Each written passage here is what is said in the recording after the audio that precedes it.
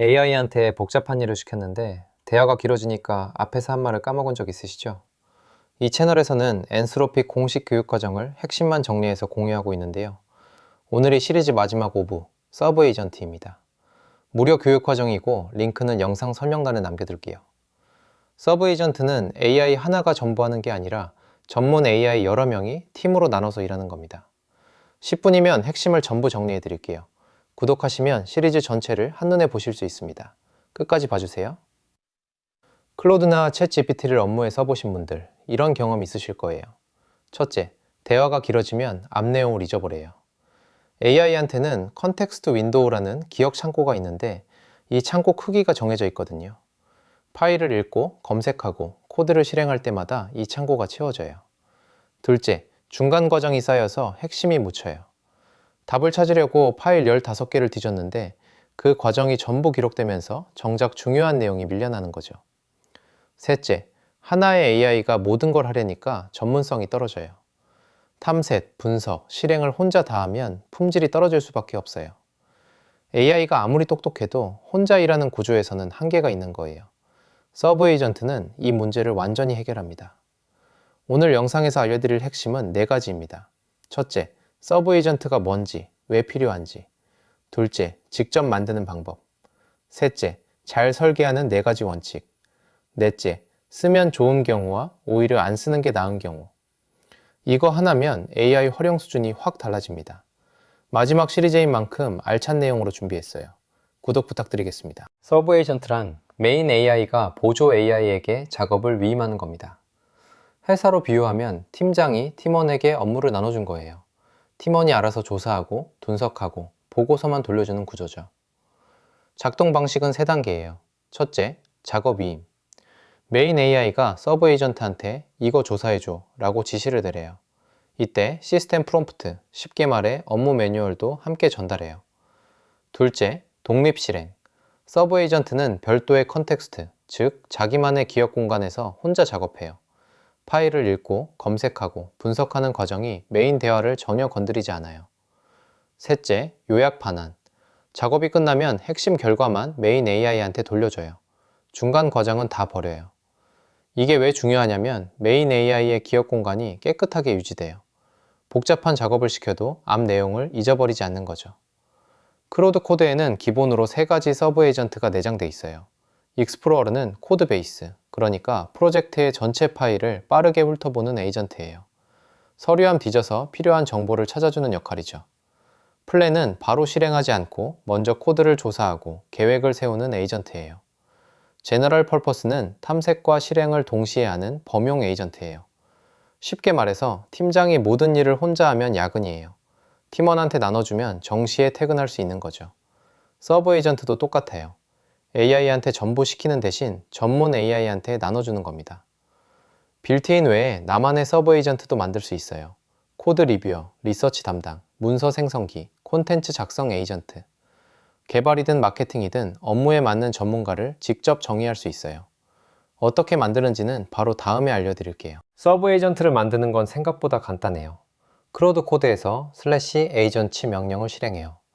슬래시 명령이란 특정 기능을 바로 실행하는 단축키 같은 거예요. 스코프, 즉 범위를 선택해요. 이 프로젝트에서만 쓸 건지, 모든 프로젝트에서 공유할 건지.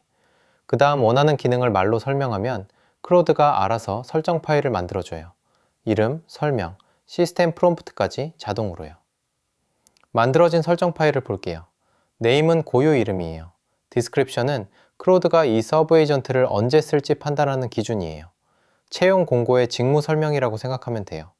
tools는 서브 에이전트가 쓸 수 있는 도구 목록이에요. 파일을 읽거나 검색하거나 편집하는 권한을 여기서 정해요. 모델은 어떤 AI 모델을 쓸지, 하이쿠는 빠르고 가볍고, 서네트는 균형, 오프스는 깊은 분석에 적합해요. 그리고 시스템 프롬프트, 쉽게 말해 업무 매뉴얼이에요. 서브 에이전트한테 뭘 하고 어떻게 보고할지 지시하는 곳이에요. 한 가지 팁이 있어요.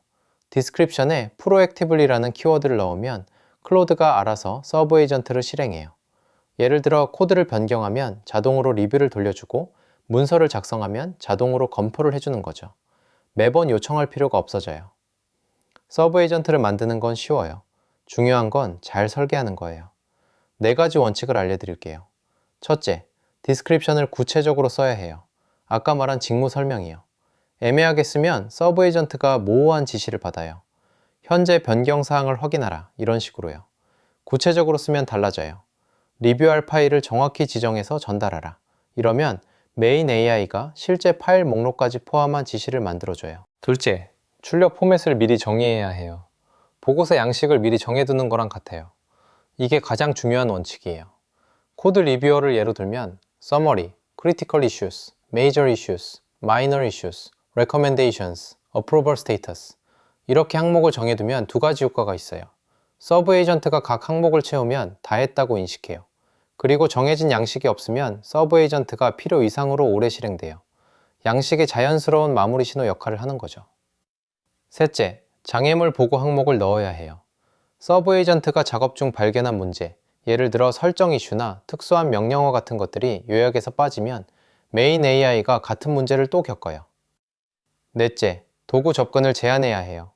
코드 리뷰어한테 파일 수정 권한을 줄 필요가 없어요. 읽기만 주면 돼요. 꼭 필요한 도구만 주면 실수를 막을 수 있어요. 정리하면 리서치형은 파일 찾기랑 읽기 도구만, 코드 리뷰어는 거기에 명령 실행 추가, 실제로 코드를 수정하는 에이전트만 편집 도구를 줘요. 설계 원칙을 알았으니 이제 실전이에요. 서브 에이전트를 언제 쓰고 언제 안 쓰는 게 나은지. 서브 에이전트가 빛나는 경우는 3가지예요. 첫째, 리서치. 낯선 코드베이스에서 특정 기능이 어떻게 작동하는지 조사할 때 서브 에이전트가 수십 개 파일을 뒤져도 메인 대화는 깔끔하게 유지돼요. 둘째, 코드 리뷰. 별도 컨텍스트에서 코드를 보니까 새로운 시각으로 리뷰할 수 있어요. 직접 만든 코드를 같은 대화에서 리뷰하면 약한 피드백이 나오거든요. 셋째, 커스텀 시스템 프롬프트가 필요한 작업이에요. 카피라이팅이나 고객 대응처럼 기본과 다른 톤이 필요할 때, 반대로 이럴 때는 안 쓰는 게 나아요. 전문가 역할 부여. 당신은 마케팅 전문가입니다 같은 프롬프트는 가치가 없어요. 클로드는 이미 그 지식을 갖고 있으니까요. 순차 파이프라인. 자료를 수집하고 분석하고 보고서를 작성하는 3단계 흐름. 각 단계가 이전 발견에 의존하면 에이전트 사이에서 정보가 빠져요. 테스트 러너. 테스트가 실패하면 전체 과정을 봐야 하는데 서브 에이전트는 테스트 실패라는 요약만 돌려줘요. 원인을 파악할 수가 없어요. 판단 기준은 딱 하나예요. 중간 작업이 중요한가? 아니면 서브 에이전트의 위임. 중요하면 메인에서 직접 처리. 비포, 애프터를 비교해 볼게요. 기존에는 AI 하나가 전부 처리했어요. 대화가 길어지면 앞 내용을 잃고 중간 과정이 쌓여서 핵심이 묻혔어요. 서브 에이전트를 쓰면 전문 AI가 별도 공간에서 독립적으로 작업하고 요약만 깔끔하게 돌려줘요. 복잡한 작업일수록 차이가 커져요. 필요한 만큼 팀을 늘릴 수 있으니까요. 오늘 내용을 정리하면요. 서브 에이전트는 AI 팀 빌딩이에요. 메인 AI가 전문 보조 AI한테 작업을 나눠줘요. 별도 컨텍스트에서 독립적으로 실행되고 메인 기억 공간은 깨끗하게 유지돼요. 잘 설계하려면 4가지 원칙, 구체적 디스크립션, 출력 포맷, 장애물 보고, 도구 제한. 판단 기준은 하나, 중간 작업이 중요한가. 이 영상으로 엔스로픽 아카데미 시리즈가 완결됩니다. 1부 클로드 코드, 2부 활용법, 3부 코워크, 4부 에이전트 스킬즈, 그리고 오늘 5부 서브 에이전트까지 5개 과정을 다 보시면 엔스로픽이 만든 AI를 어떻게 써야 하는지 전체 그림이 잡히실 거예요. 엔스로픽 아카데미 공식 교육과정 링크는 영상 설명란에 남겨둘게요. 무료니까 직접 수강해보세요. 서브 에이전트 과정은 4레슨이고 핵심만 잘 정리되어 있어요. 시리즈는 끝나지만 이 채널에서는 AI 활용법을 계속 공유합니다. 새로운 시리즈도 준비하고 있으니까요. 구독과 좋아요 눌러주시면 새 영상이 나올 때 바로 알림 받으실 수 있어요. 질문은 댓글로 남겨주세요. 직접 답변 드리겠습니다. 감사합니다.